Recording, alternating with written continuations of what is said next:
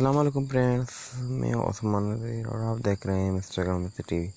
आज मैं आपको बताऊंगा आप कैसे क्रोम के ज़रिए कैसे कोई और ऐप्स के ज़रिए कैसे गेम कर सकते हैं। प्लीज़ वीडियो देखने से पहले मेरे चैनल को सब्सक्राइब करें और लाइक कमेंट देना ना भूलिएगा। आप चलें वीडियो की तरफ। जी अब पहले मैं क्रोम ऐप्स में जाता हूँ।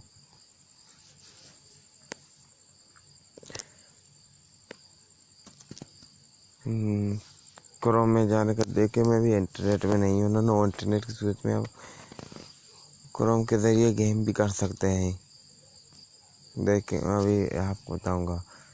देखें ये जो डायनासोर है जो खड़ा हुआ है इसको दबाएं, फिर गेम करना खुद ही शुरू कीजिए।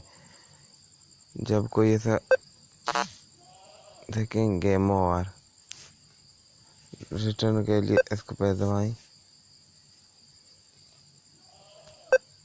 देखिए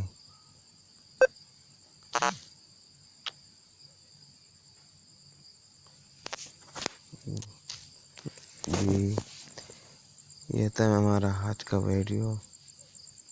नेक्स्ट वीडियो के लिए मेरे चैनल को सब्सक्राइब करें और बेल आइकन को दबाना ना भूलिएगा। अल्लाह हाफ़िज़।